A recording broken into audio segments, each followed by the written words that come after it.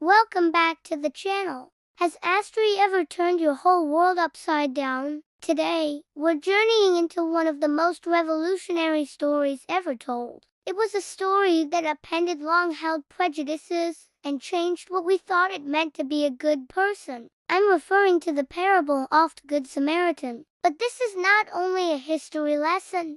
We're going to break down why this story was so shocking back in the day, and above all, the ways in which its message remains as relevant and provocative today. So let's dive and dissect this powerful tale. First, a little scene setting, if you will. Imagine ancient Judea, a country fumbling with deep cultural and religious enmity. On the other, you have the Jews. On the other, the Samaritans. These two groups, they didn't even dislike each other. There was a deep, bitter rivalry between them. Now, put yourself in the audience for Jesus' storytelling. You're just assuming that the hero was a revered religious figure, maybe a priest or a Levite. But then Jesus throws a curveball. The protagonist of the story is a Samaritan. It was as if someone today said, I want to tell the story where the villain is who you'd expect to be the hero. And the hero becomes that person that,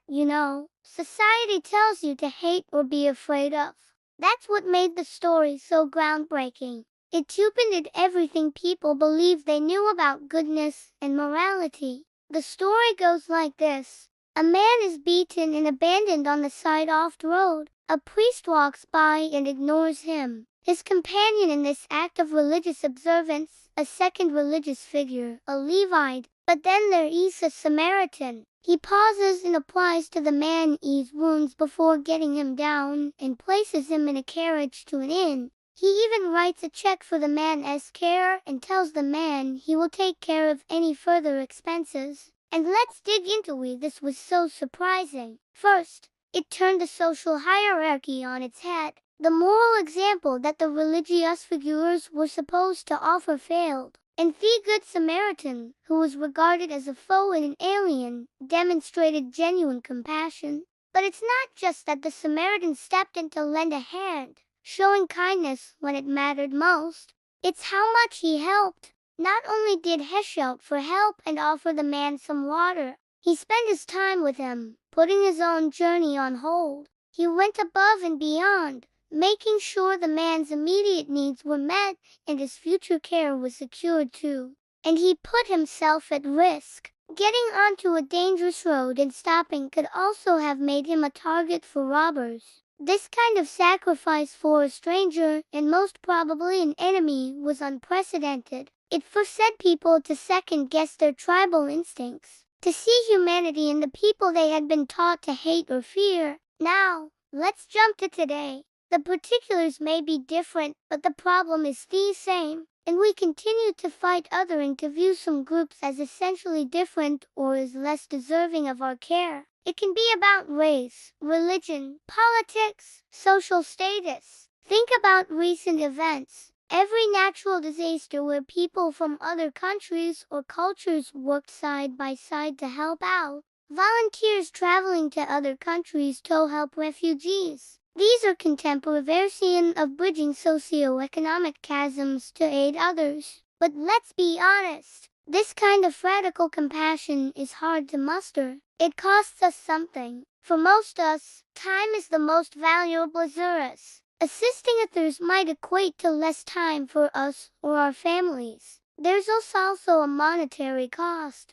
We may be forced to contribute money or resources to make a donation, which is not helpful for our budgets. And then there is the social cost. Perhaps we will be judged by our colleagues for associating with the wrong people. So how do I go from getting this concept to living it out? To begin with, we have to note our own prejudices. Whom do we have trouble believing to be fully human?